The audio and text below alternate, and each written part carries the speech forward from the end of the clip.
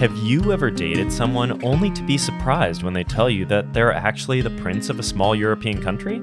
Okay, maybe that only happens in rom-coms because I've never experienced that, I guess. Hi, everyone, and welcome to episode 13 of Channeling Hallmark, the podcast where we talk about all the things that make us feel warm and fuzzy, like when you sit by a fire in an old castle. We're your hosts, Dylan Cashbaugh and Keetin Markey. And today is St. Patrick's Day. Woo! So because of this, we are leaning into some of the Irish themes and talking about a movie that is shot in an Irish castle. Even though in the movie world it takes place in St. Ives, we know the truth and that it was shot in Ireland. And you know why we know that truth, Keetin? Because we got married there. Yeah, we did. This is a very special movie to us because it was shot at our wedding venue, Markrete Castle. And it's also a very special movie to us because it stars one of our favorite people. The movie is Royally Ever After, and the star is Torrance Coombs, who we will also be talking to in this episode. Yeah, we love Torrance and also Markrete. And a shout out to Torrance because we discovered this castle when we were on our wedding venue hunt, and I saw a post that Torrance made on his Instagram, and I was like, I wonder what castle that is. And I looked, and it was one of the castles on our list, and everything kind of just lined up, and we ended up, thanks to Torrance and this movie, we found our wedding venue. Yeah, and it's a great castle. We highly recommend visiting Markrete Castle. It's incredible. In Sligo County. Yep. But before anyone visits Markrete Castle, let's talk about some tea. Keetin, do you have some tea that you're drinking today? I do have some tea. So full disclosure, Dylan got sick when we first got back from our trip earlier in the week. And I was kind of like, haha, I haven't gotten sick for once. And then it hit me like a full-on truck, 10 times worse than it hit Dylan.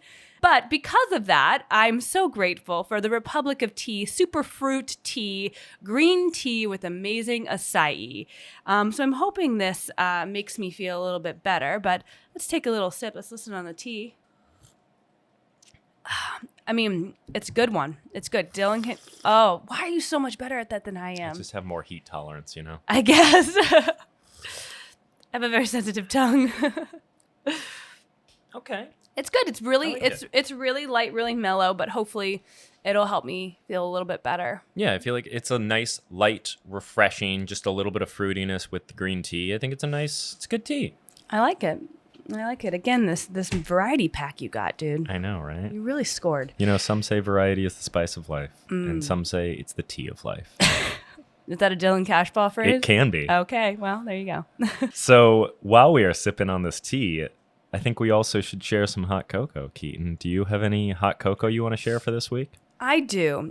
First of all, I apologize for my sniffles, but even though it caused us both to get sick, we went on a really rewarding cruise last week where we worked on a project, and I'm just really proud of what we did. I'm proud of the team that came together. It was really difficult to create a morning show on a cruise ship and get all this equipment and all this stuff there, but I'm just really proud of what we did, and it felt really fun to be able to be creative with a bunch of my friends that I went to film school with and get to work together for the first time in all of the fields that we've kind of really leaned into. And I got to kind of do on-camera stuff again, which I haven't done in a while, and it was really fun to have people come up to me and be like, are you a stand-up comedian? Are you like, what's kind of your back? And I'm like, no. But it kind of, just reignited that, okay, I can do this. Yeah, you can, because you were so good. Like yes, it was a great, awesome thing, but you obviously are underselling your importance in all of this because you were so good in front of camera. You were also so good at behind the camera producing. So were a lot of the people that we were lucky enough to bring along because they're friends of ours. We got some talented friends. Yeah, we had a really wonderful team, and we did not sleep much. We all worked really hard, but I think we were all really happy with what we did. And when you dive into a creative project like that, and you can walk away even though you lost a ton of sleep and it was hard, you're like, yeah, we did that. Yeah. You can bleep that out. I'm sorry. I mean, technically, I don't know if we've established our rating rules. System on this. All right, well, then you can leave that in. Yeah, we'll see. One is fine. Well, two now. You did two. Bleep it out. Well, my hot cocoa is something that I want to talk about for a moment that I like doing so much that I made a song about it. And that is the act of hugging dogs. Oh my God. Recently, we posted a fun little video of a song that we did called Hugging Dogs, and it's with some video of just us hugging dogs. And I just want to emphasize how refreshing and invigorating and comforting hugging a dog can be. A lot of dogs are not, super into hugs, so, always get consent. But Bindi especially, Bindi is not the most like huggy dog at first, but over the years she's really warmed up to it where she's a great hugger now. She doesn't like hug back, but she allows us to hug her. To really squeeze. And it really, when I'm feeling down, hugging Bindi, hugging Ella, it can really make a big difference. This is the most shameless plug I've ever heard you do with your hugging dogs. I'm just really proud of hugging dogs. I think Dylan dreams of being a jingle writer. That's kind of true. And with his producing partner, Bennett Emery, I feel like these two boys could really, you guys could go the distance between the two of you. We'll find our way. But the number of times I would come home from like a long day at work and Dylan be like, I need you to record. And I'm like, oh my gosh. That's love. But also, you reminded me of like, this is a mini hot cocoa. This might be a marshmallow in my hot cocoa. Oh, okay. Both our boys, Oscar and Archie, both have officially been adopted. Woo. Woo! It was also tears. Yeah, it was kind of heartbreaking because we had Archie for over a month by the time he got adopted, but he went to a temp foster when we went on our cruise. And how could you not fall in love with the Archie boy? He is, and we were hoping for that, but we also told ourselves if the universe wants us to keep him, they won't keep him. And they decided to keep him. So the universe was like, yeah, y'all do not need a third dog, especially a puppy right now. Which is very true. But as soon as he left our home and we realized we might not see him again, we sobbed. Yeah, it was a pretty emotional experience. And we hugged some dogs. And we hugged dogs. We hugged That our is dogs. true. So there's It a all little circles bookend, back. to hugging dogs. But yeah, thank you to Westside German Shepherd for being such an amazing rescue and having us as fosters. And we will do it again. We're gonna give ourselves a little break, but then we'll let you know when we have our new foster pups. Yeah, fostering dogs is really hard work, but it also is so satisfying emotionally because you do see that you are making a difference in these dogs' lives and also the lives of whoever ends up adopting them. Yeah. It's really special. So adopt, don't shop, foster if you have the means. And there's my soapbox. Thanks for coming to my TED Talk today. Well, on that note, let's talk about Royally Ever After. Woo! Royally Ever After is a movie that I'm really excited to review. So, Keetin, can you tell us a little bit about it? When Sarah learns the man she has been dating, Daniel, is secretly the Prince of St. Ives, she thinks her life might just be a fairy tale. But meeting his parents gets a little more complicated than she had hoped for when they don't quite take to her uncouth Jersey ways. Starring Fiona Gubelman and Torrance Coombs, this Lee Friedlander-directed movie gives us a story that has become a Hallmark cliché, but it also derives from something that many people have dreamed about, or at least wondered about. What would it be like to date royalty? So, Keetin, when you were young, did you dream of someday marrying a prince? Yes, I believe my wedding vows also mentioned how when I was young, I, of course, growing up with like classic Disney, that was just ingrained in me of like, someday my prince will come, truly. And I just, rewatching this movie, we've watched it a ton of times. We made all of our family members watch it before we chose our wedding venue. Just be like, look, this is the wedding venue. Fiona Gubelman and like her character is probably exactly how I would act.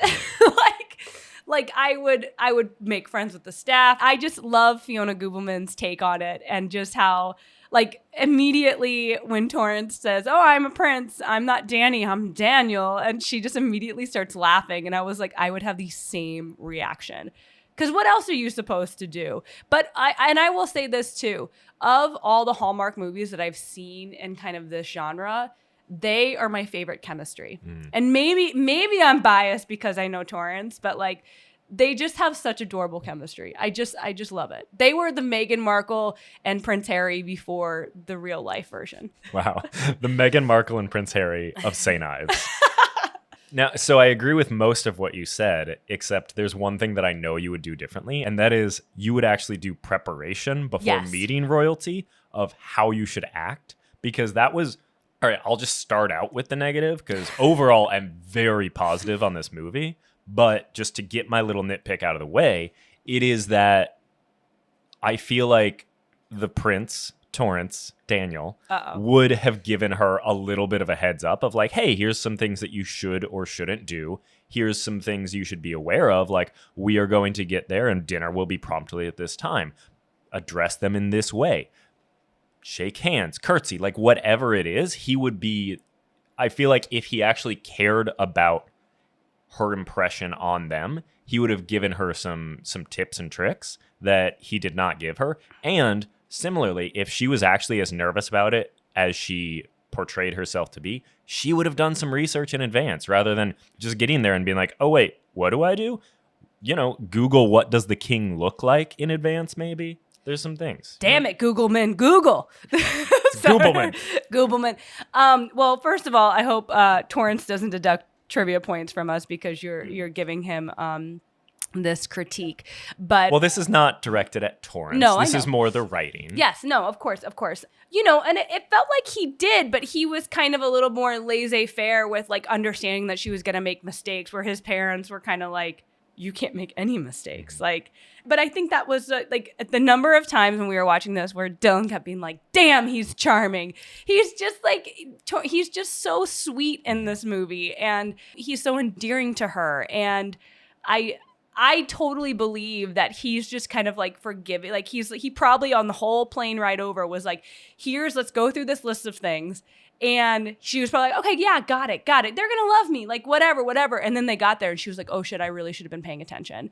And he's just like, you're so cute. Like, that's fine. And his parents were like, that's not cute. She should have been listening to you. Like, that's how I feel like, that's where it makes sense in my head, how that might have gone down. Okay. So I don't give as much of a critique as you might have on that. Maybe part. I just wanted another scene of them on the journey out. That would have been fun. Really. I would have, see their private plane. It probably would have been really expensive to get that location. So they didn't have the same budget as what was the pop star movie called? Oh, when they had a private plane in that. Oh yeah, they did, but it never flew. No, but yeah. But yes, you mentioned their chemistry, and I truly feel like these were just some incredibly, perfectly heartwarming performances. They had some great chemistry. They really embodied those characters well, where like I feel like I have met teachers just like Fiona Gubelman.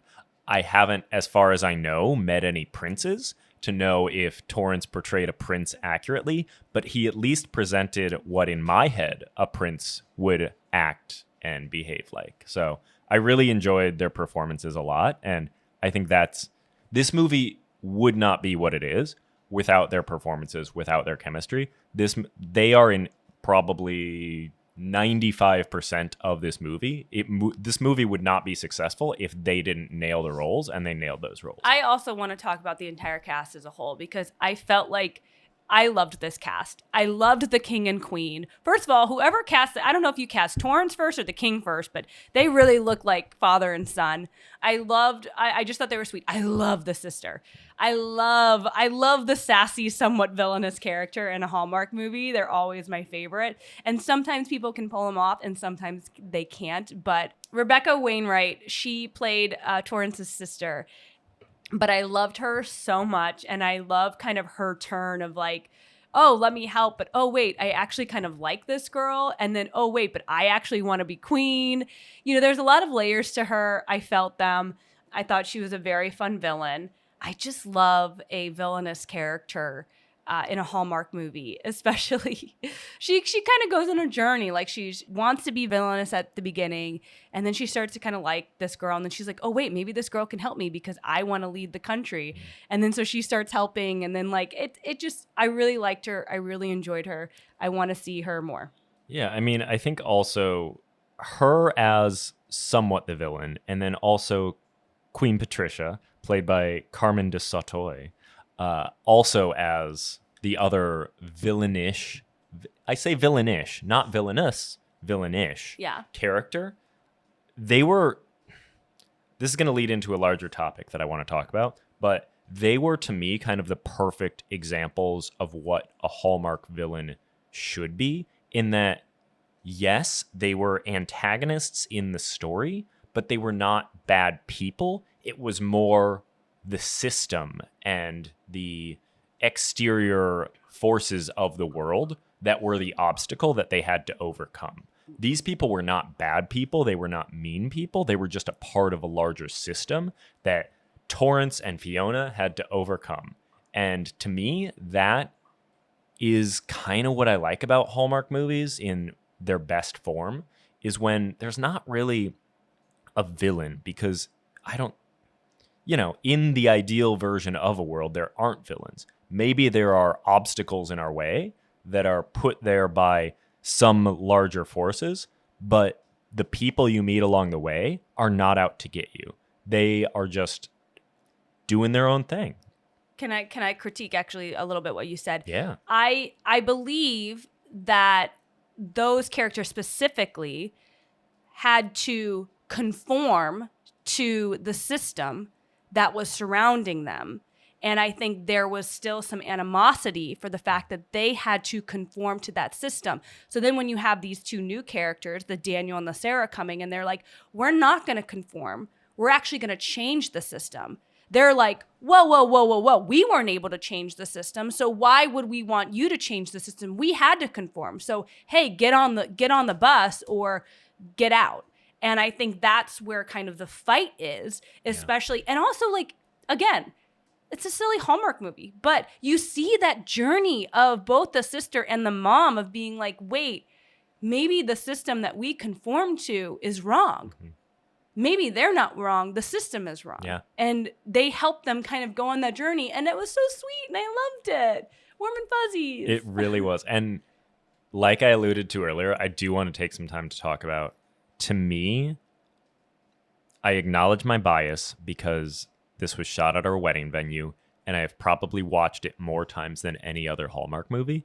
But to me, this is exactly what a Hallmark movie should be. And this is essentially peak Hallmark vibes for me. Wow. It is a completely ridiculous situation that is such a cliche, but that we kind of love, of dating someone. Hey, I'm a prince. What? It is great chemistry with two leads who are both kind of actors that are more known for other things, but you put them together in here and they have great chemistry. It is this overcoming the system to, at the end, make the world a better place. It is this love conquers all mentality. It is in a warm and cozy location. It feels good the whole time. It is what a Hallmark movie is to me, which is also what this podcast is all about. It is that Hallmarky feeling of optimism. Life is simple as long as you stay true to who you are. Things should be warm and cozy. People are looking out for each other. It feels like all of those things are so well embodied with this movie that, to me, this is what all other Hallmark movies try to be. So I will say this. We are just waiting for After Royally Ever After, the sequel. And I know Deirdre and the team at Marquee, who are incredible, because one of the cool things about this movie is the cast and crew stayed at the castle while they were filming it, which is a really kind of unique experience, I think. And Torrance, I'm sure will tell us more about that. But where is the second movie? Where I want this, because, again, they have such great chemistry. I feel like I want to see, what is the royal wedding going to be? How is it going to be when Sarah kind of transitions into St. Ives? Is she going to teach there? I feel like there's so much more of the story of these two characters. So come on, Hallmark. Where is After Royally Ever After? I need it. I want it. Let me help produce it. On that note, Keetin, what marshmallow rating would you give Royally Ever After? Oh, wow. I'm going to give Royally Ever After a 9 out of 10 marshmallows. I'm trying not to be like too, because I obviously love it because it had such a special place, but I'm also trying to be somewhat like removed. So 9 out of 10. What about you? I think that's exactly what I'm going to give it too, because I'm that same mentality of like, to me, this is in that 9 or 10 range of it makes me really happy and comforted. But putting Paddington as kind of like the bar of what a 10 should be, it is maybe just a tiny notch below that for me, even though it is truly peak Hallmark in every way. So 9 marshmallows for me as well. Amazing. Well, are you ready to kind of talk to Torrance a little bit more about his experience filming in Ireland and this movie? I am so excited to talk to Torrance. When we come back, we will have our interview with the star of Royally Ever After, as well as so many other things. Yeah. Torrance Coombs.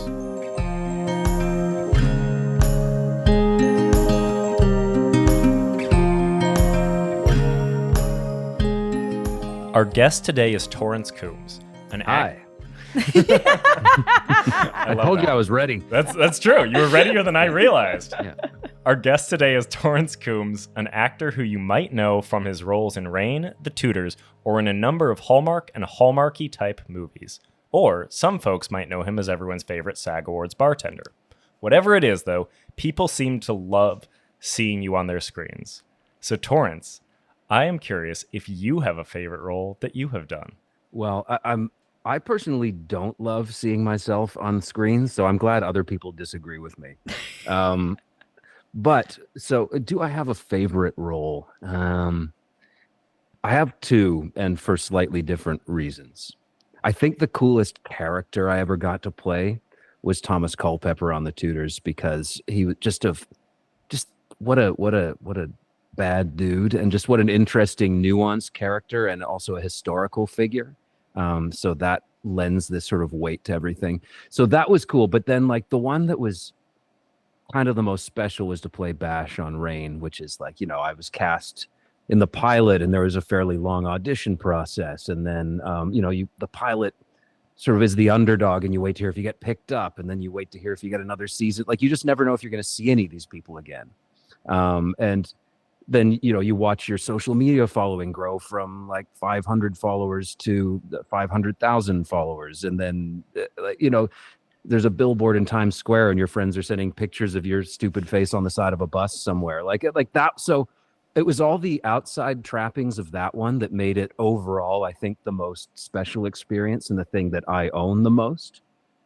But I think that maybe the most interesting human I've played was Thomas Culpepper. So one of the most fun things for me during this process, knowing Torrance, you were going to come on the podcast, was Dylan researching you. Because obviously you and I, we've known each other in kind of like a interviewer like form. That's how we met, right? Right, yes. Dylan starting to fangirl about you has just been so cute and adorable. Being like, did you know Torrance did this? Did you know Torrance did that? And I was like, yeah, I did. So that was the thing that I thought was funny that I was going to say, and I said it. You did. So should I ask about Battlestar Galactica? Sold you out. Or?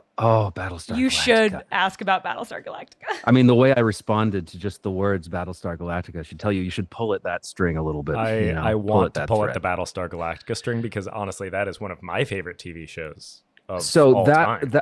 Me too. So that was one of my favorite TV shows, and I'd been watching it, and it shot in my hometown of Vancouver. And I had many friends who guest starred on it over the years, or who were. I had one friend who was a regular on it. I said to my agent, like, it was the fourth and final season. They were halfway through it. I was like, because sometimes at that point I had a bit of a resume built up, and sometimes they really reserve, like, they send you the meatier stuff, right? Because they don't want to send you a little one-line role, because then that precludes you from being able to do a more substantial guest starring or recurring role in the future. But I said, this show's almost done. I'll play the dust on the counter in Battlestar Galactica, because that's my favorite show. So this role came along that was in fact like 2 lines. And I got the sides for it, and I was like, oh, cool. It's like, I wonder who we're talking about, because it gave me no context for what was actually going on. But I went in, this was back in the days of in-person auditions, so I went in person, and I got so nervous for it because I was such a fan of the show that I went in and kind of like blew the line a little bit, and then my eyes started watering and I started blinking uncontrollably, and then they went, thank you, and I didn't get another shot at it, and I said, well, that was it. I fucked it. Like, that's the second to last episode of the season. Like, it's done. And then I found out I got it. And then the director specifically came up to me and said, like, you made me break my cardinal rule. I never cast anybody just off tape, but your tape, there was something about it. And I was like, maybe the fact that I fucked it up and started blinking and my eyes started watering for no reason, maybe. And this is the annoying thing about acting, which is that it feels like you're doing it wrong all the time. And like you don't always have the control you'd like. In fact, oftentimes your best work is when it's a runaway train and you're completely not in control of it. So I guess that happened to me, and I got lucky. And so I got to go shoot that, and that was like, it was special. Like, it was really special. And then to watch the episode back and see, oh, hold on, I was pretty pivotal. Like, I didn't even know it at the time because they still never gave me a full script when I got that role. They just go in and say these lines. So was it not until you actually watched the episode that you really knew what was even going on? Yeah, that I was like sleeping on the job while, was it Boomer escaped? Yep. Yeah. It turns out that's a big deal. I guess so. I can't. I have to say I never watched Battlestar Galactica, but I can say I've watched Olive Reign and Tudors and Starcross. So I still win.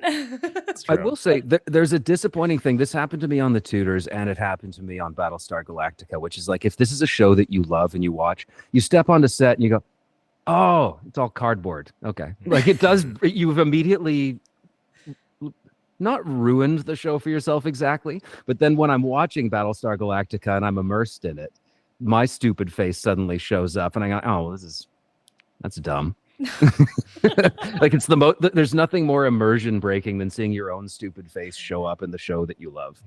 I'm not saying other people need to think it's stupid. I'm saying it ruins the illusion. I ruined it for you. In a weird way that's like, and like I said, I had plenty of friends in that show. For some reason, seeing my friends didn't ruin the illusion, but seeing me ruined the illusion. So I guess, when you're walking onto set for something like Battlestar Galactica, compared to when you are walking on the set for something like Royally Ever After, I guess, what is it like to compare the two? Like, how are they tonally different?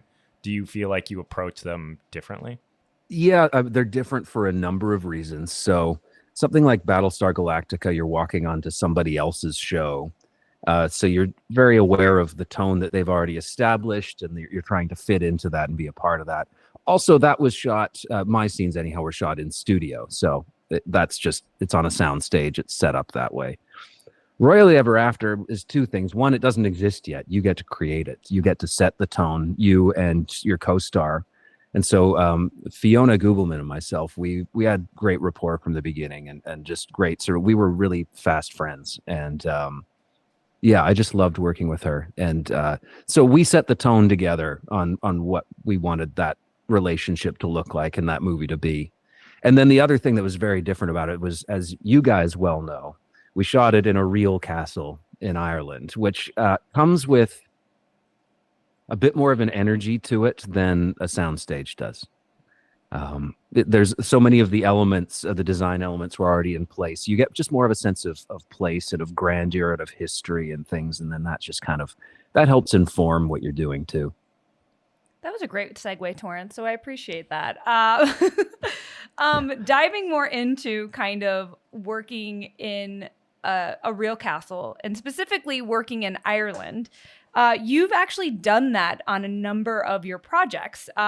So what do you have, like, a favorite location in Ireland that you filmed in? Is there something different about that versus kind of obviously going into a studio in Ireland? Because I know you did film a bit of the Tudors in the studio in Ireland, correct?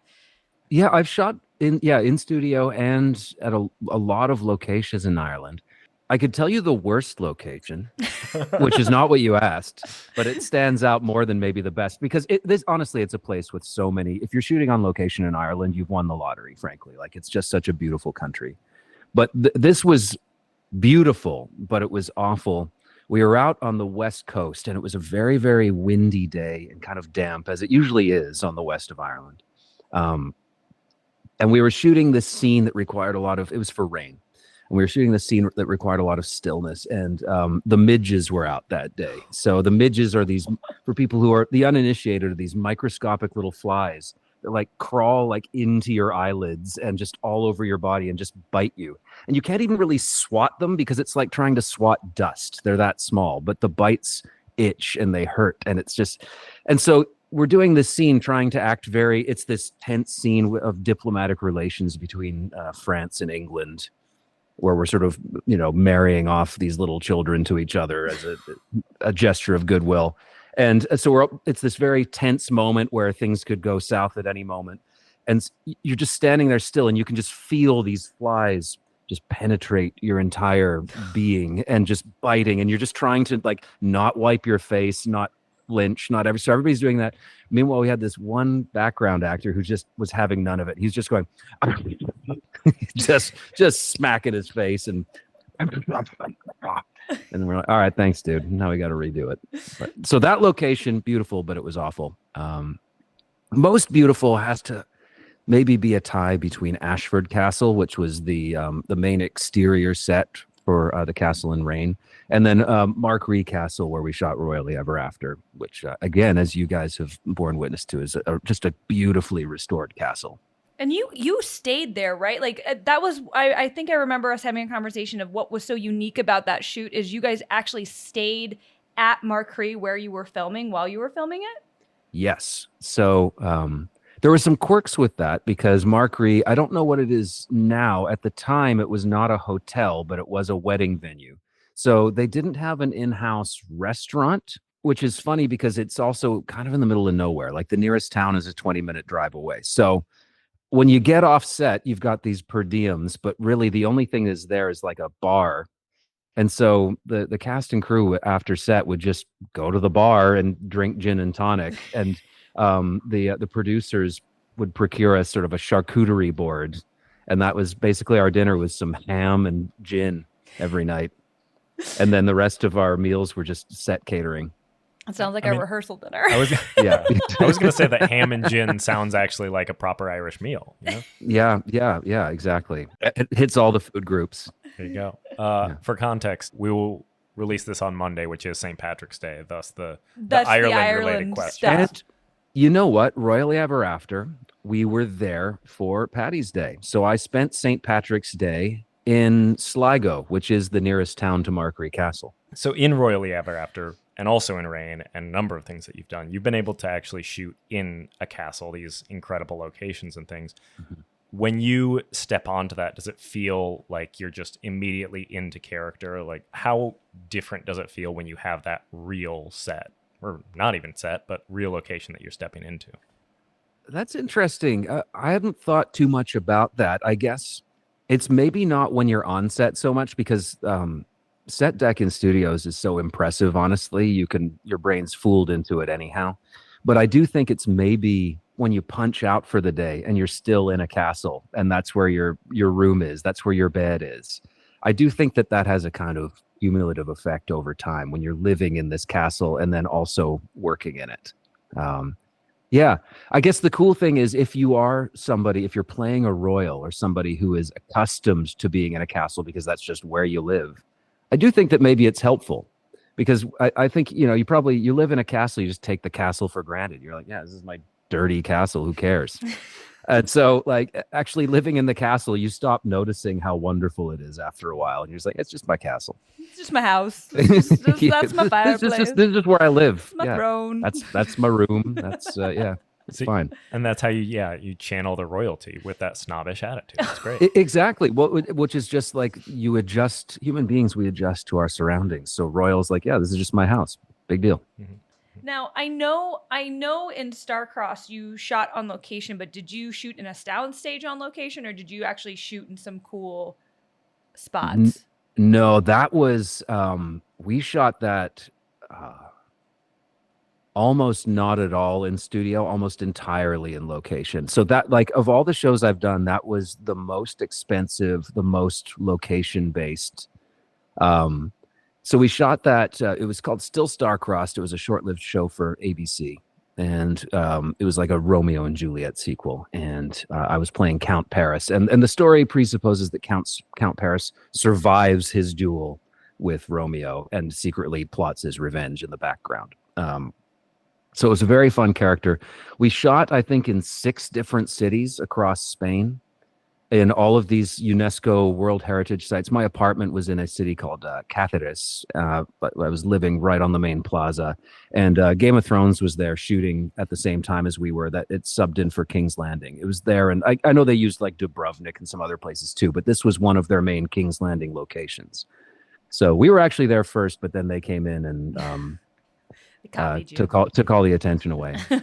We also shot in Salamanca at all these gorgeous Salamanca. If you haven't been there, is just like, it's a university town, but it's like 1,000 cathedrals, each one as grand as the next. And so we had the opportunity to shoot in a few of those, and just in the city streets there. We blocked off entire city streets and had like 1,000 extras. It was wild what we did, the scale of things on that show. Just, yeah, stunning locations, one after the other. Have you ever shot in the U.S.? Weirdly enough, yes. So I shot the originals in Atlanta.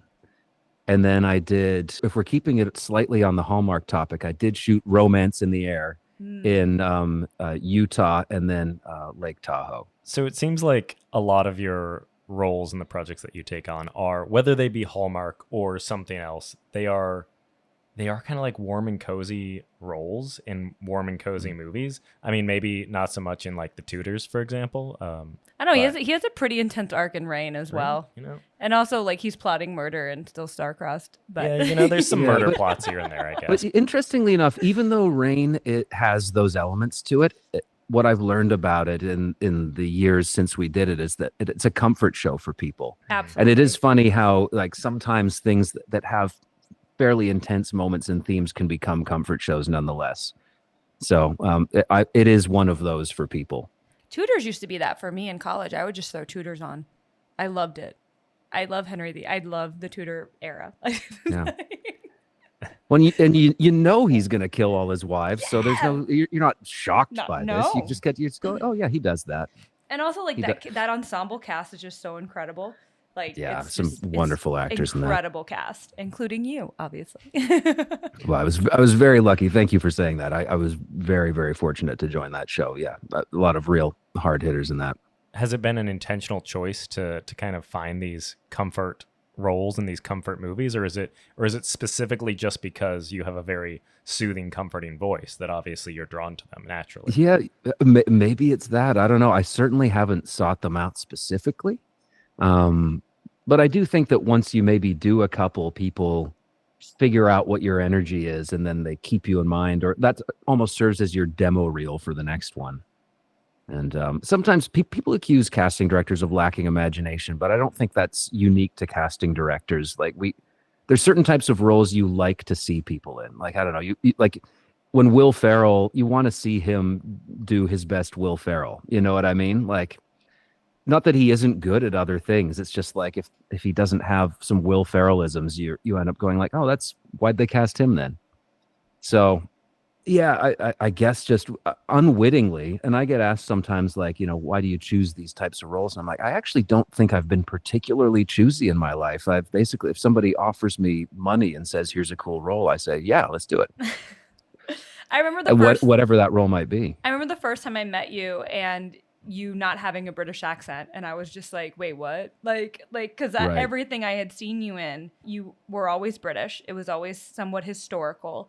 Do people often, or like do they still get kind of you confused with the characters you play, and specifically princes? Yeah, it's waned a little bit because I've done some other things now. I'm in this era of reinventing myself a little bit as a slightly more, I don't know, comic actor, I guess, or like a little bit more character-y maybe. But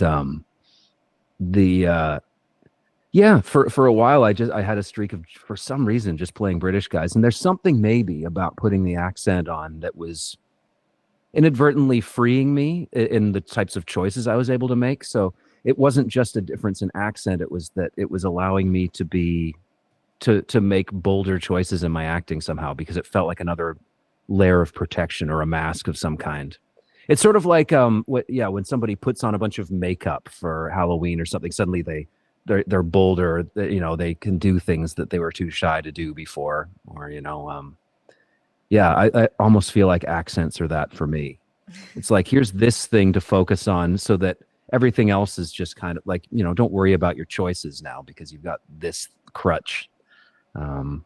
So I've tried to take what people found special about me as a British guy and translate it to me being an American or Canadian or whatever it is. Yeah, it is funny though. Once you do the accent one time, you get known kind of as the accent guy. So we need an accent guy, and that translates sometimes to accents that you've never done before, like the Irish accent that I ended up doing on the originals, which was incredibly difficult. I could not. You couldn't pay me to do an Irish. I can't do it. It's so hard. Irish accent's so difficult. Well, it turns out when you actually sit down with a dialect coach and learn it, it's doable. But even so, I think I had mixed results on that. I'd love to have another crack at it, but you don't really get second chances on these things. But a point being, I think if I were asked to do an Irish accent again, I think I could. I know what I'd do differently. You hear that, casting directors out there? That's right. Torrance is ready to do an Irish accent again. He knows Ireland very well. He is available. Call his agent. Call his people. That's right. So you mentioned this kind of next stage in your career that you've been working on, and I know you have a few projects coming up. I think the next one that we'll actually release is Hearts Around the Table in that series, but that's correct. Yeah. Hearts Around the Table. It's ended up being called Kiki's Fourth Ingredient. So that'll come out, and I think originally that was slated for Hallmark Plus, but they were happy enough with it. They're putting it on the big channel now, so we're very excited about that. Yeah, it's part of a series of 4 films. It's the 4th in the series that I show up and play the love interest in. And I don't know, this one maybe doesn't qualify for the reinvention of Torrance so much. This is, like pretty, like, male romantic lead in a Hallmark movie. There's different things you can do with that, but it is a thing. But I do have 2 other movies that I believe will be coming out this year. One movie is called Little Angels, in which I play British again, by the way, but I do play it's ultimately a movie about a girls' soccer team. And I play the rival coach of the really good, menacing, evil team of little girls. But it was one of those roles where I was invited to do a lot of improvisation and just basically had license to be an absolute goose. And so we rolled with that. We shot just hours and hours of me on the sidelines, just yelling things at my kids. So I have no idea at this point what made the movie and what didn't, and I'm curious. It is a family-friendly movie, so there's many things I said that probably can't make the movie, but maybe will be on a blooper reel of some kind. But that was really the start of it, which was interesting. Like I actually got my start in comedy, and then at some point when I started doing a British accent, they said, he's a prince. And so and I suddenly became this very serious actor. But I've always loved comedy and just been kind of, I don't take myself particularly seriously in my own life. So it's been exciting to explore that again. It's almost like shedding the British accent allows me to just be a goose again. So then I've got another movie coming out, hopefully this year, called The Wrong Paris. It'll be on Netflix. And it's about a dating reality show in which we manipulate the girls, and I play the producer of the show. So that's a very fun one too. Again, they gave us tremendous license. They just kept the cameras rolling on us and let us improvise. And so there's all kinds of stuff that if it doesn't make the movie, it'll make the blooper reel. Yeah, I was just really honored to be a part of that with a lot of extremely talented comedic actors, and our directors, Michael and Janine, just really empowered us to spread our wings and fly with that one. And just again, I use this goose metaphor a lot, but it really just honking around on set. It was just it's probably because you're Canadian. Yeah, exactly. But just the freedom to be an absurd person and don't worry if it sucks because we'll cut it. But this, occasionally you catch lightning in a bottle. No, and that's such an important thing. I feel like as an actor on set, like to have the ability to just play, and you're not going to be judged for it, and then you get really fun stuff. And you had so many fun people in that cast too. So I'm excited. Yeah. I didn't know about Little Angels until today, but now I'm super stoked about that because we do love some soccer, aka football. Yeah, I grew up loving sports movies, like Mighty Ducks and Ladybugs and all of the, you know what I mean? Like, so Yeah. it was cool to actually get to make a movie like that. And not only that, but to get to play like the evil guy, but he's not really that evil because he's too goofy. Yeah. So I guess with you have a lot of projects coming out this year, any kind of like manifestation or things that you really hope you can kind of tap into in the next few years within your career? Yeah, and like truly no shade to Hallmark and movies of the week, but I definitely really enjoyed the experience working for Netflix. And I'd love to branch out into more comedy and into more movies outside the romance genre. Um, and I obviously I'd love to keep doing those, but then just expand on that. And I don't know, maybe just see what the next phase is. Just carry on this transformation into maybe more of a character guy, because I think some of the more fun roles are in that character realm. I love that for you. Moving on from Prince to, I guess, the Jester a little bit. That's right. But also, like, I'll play the prince too. Don't count me out. Yeah, we're not going to shade the Prince. I do want to touch on one thing before we get into hot cocoa and stuff, just because it's relevant, and I was there to witness it live. Torrance, recently, obviously, Dylan brought it up in your intro, but you made an very, very public cameo at the SAG Awards. Can you tell us how that went down? Yeah. So I ended up in a so I'll just tell the story from the start. So in the last few years, the industry's taken a downturn. We won't bring this down in the dumps here, but suffice it to say that work has been hard to come by for a lot of actors, industry folks in general, between pandemic and strikes and things haven't really recovered. So my way of not just sitting around feeling useless was I took up a vocation. I learned to bartend. I became a bartender. And part of that is like, bartending people's weddings or just various events around town. And when I first started doing this, I was offered to bartend Emmys and Oscars and things like that. And I was really hesitant because I was like, oh, is there something bad karmically about being present here, not as an actor? Like, is there, is that just going to hurt too bad being that close to the folks that are doing what I want to be doing? Like, is that? And so I at first I was really hesitant, but then in the last couple of years, I've really come around to just, I don't know, just be a real person and exist in the world, and who cares? Like, just have fun, just be present and carry yourself with dignity and like, it's not, if put it this way, bartending the SAG Awards is not going to preclude you from ever doing a movie with anybody who's there. Like, nobody's No. paying that much attention. So it is, this is relevant because keep in mind, when I first started bartending, my goal was to remain as anonymous as possible. And I was mortified at the idea that somebody might recognize me, which of course I learned over the course of the next couple of years. People recognize me everywhere. Like, brides will go like, "What? Why are you bartending my wedding? Like, I loved you in the show." And you go, okay, well, so after a while though, what I learned was that in any given room of 100 people, there's at least one or two who've seen my work. And I'm like, I'm actually a little bit more famous than I thought I was, and not in a conceited way, but like, I just assumed nobody cared. But then, I don't move through this world anonymously. Like, the people, they may not say anything until they've had a couple of drinks, but they see me. And so to go from this place where I was like, I need to keep this just on the DL, it's just for some cash, like, I'm just making money, like, let's not make a big deal out of this, to I'm working the SAG Awards and they say, how would you feel about being in the sketch? And I said, sure. And they, to my knowledge, had no clue who I was. And so I was actually just there. We had a setup day the day beforehand. We're just putting out glassware and getting all the product ready. And I was setting up my bartending station for the next day, and they asked me if I'd be willing to be in the sketch. And I said, yeah, sure. What is it? They're like, oh, you just be the bartender. Like, the host will just come up and ask for a drink, and you just nod and then like prepare the drink, and then the camera will kind of move on from you, and don't worry about it. So I said, okay. So they had a stand in there, and then I was reading the script, and the script, I saw the first names were Kristen and Jason. Then immediately in my head, I'm like, Kristen and Jason. Oh, okay. That's interesting. Cause I actually ashamedly didn't know who was hosting at this point. Like, I was just had my head in the sand.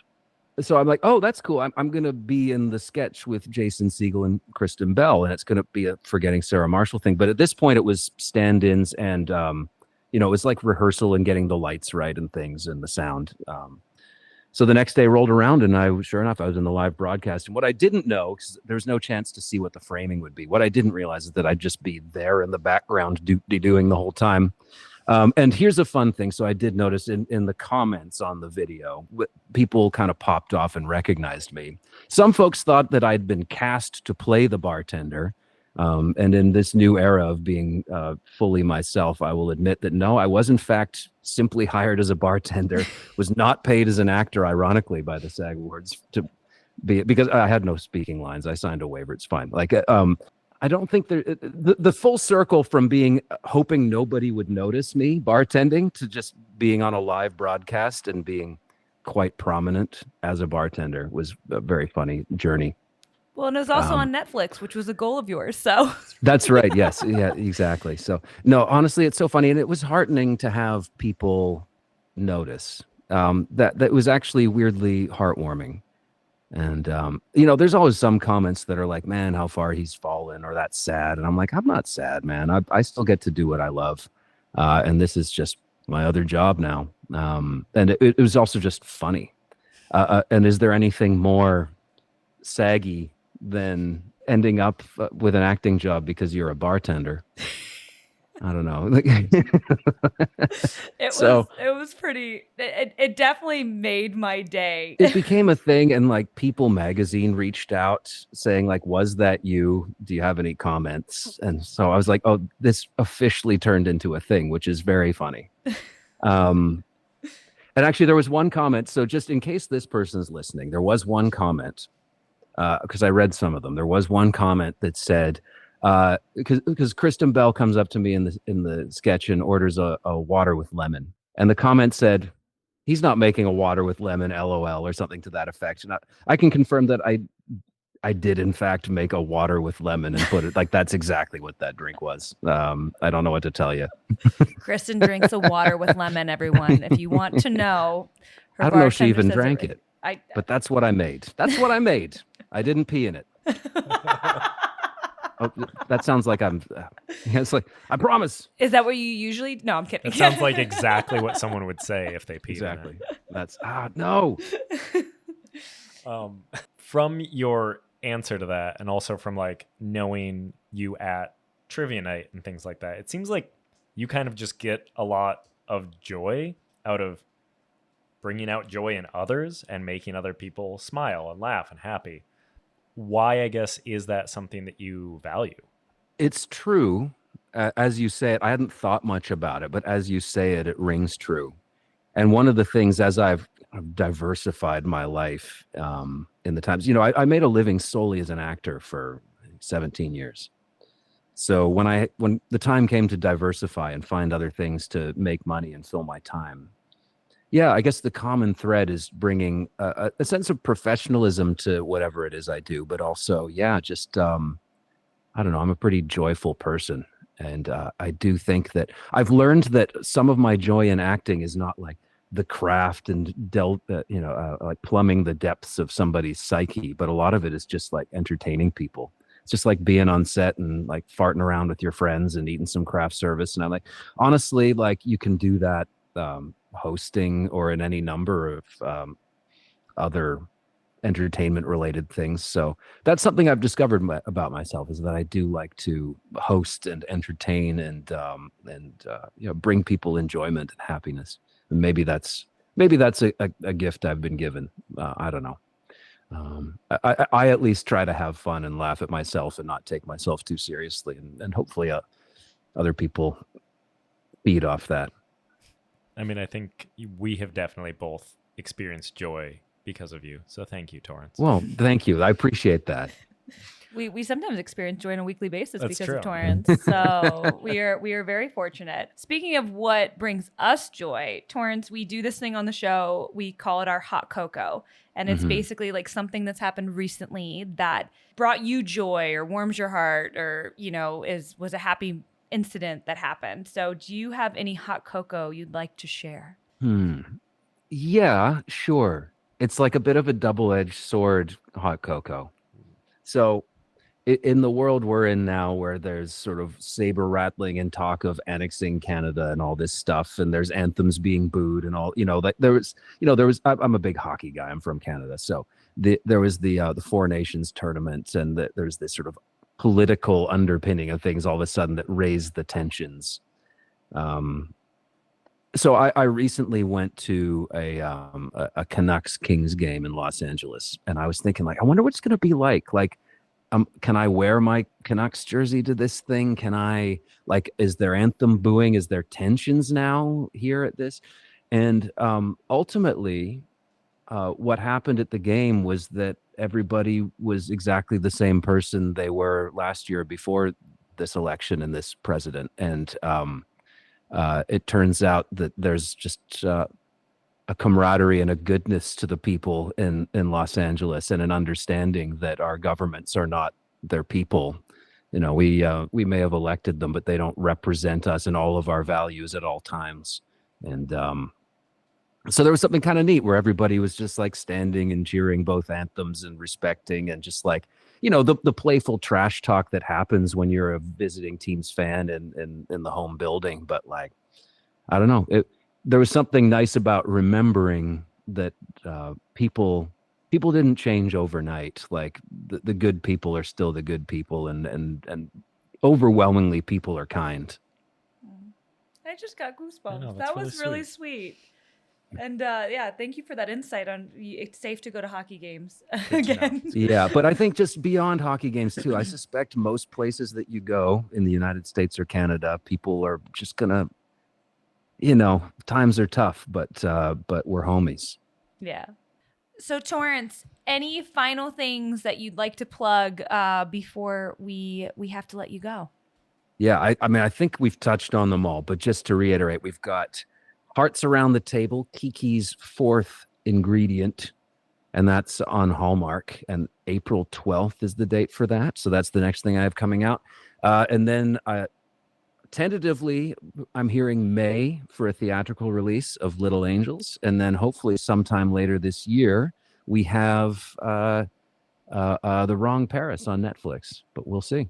Amazing. Can people follow you anywhere else while we wait for your movies to be released? I'm on Instagram at Torrance Coombs. And that's where I spend most of my time. That's the best place to follow me. I love it. And can we get you to promise that you'll come back for Little Angels when we review that after? Yeah, I'll be back. Great. I'll be back. We got so much more to talk about. Truly, I feel like we could have talked for much longer, but we got to just give them the Ireland stuff. We got to keep them wanting more. That's true. Just string these guys along. Right. Well, thank you so much for coming on, and we look forward to talking to you again. Yeah, my pleasure. Thank you so much, guys.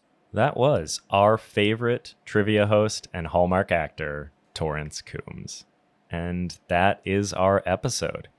If you liked it, we hope that you subscribe on whatever your favorite podcast platform is, but also leave us a rating and a review when you get a chance. Keetin, what else should people do if they like us? Don't forget to follow us across social media platforms, Instagram, YouTube, Blue Sky, at Channeling Hallmark. You can also follow each of our individual Instagrams, at Keetin Markey and at DP Cashball. And you can also follow me on Letterboxd at DP Cashball, because I love posting on Letterboxd. And I gave up. But it's okay, because we do what makes us feel warm and fuzzy, and we encourage you to do that in your life. Right, Dylan? Yes, and if social media does not make you feel warm and fuzzy, then you should not be on social media. All right. What should people not forget, though? I really hope that people continue to channel Hallmark in their lives. Stay cozy, y'all. Bye-bye.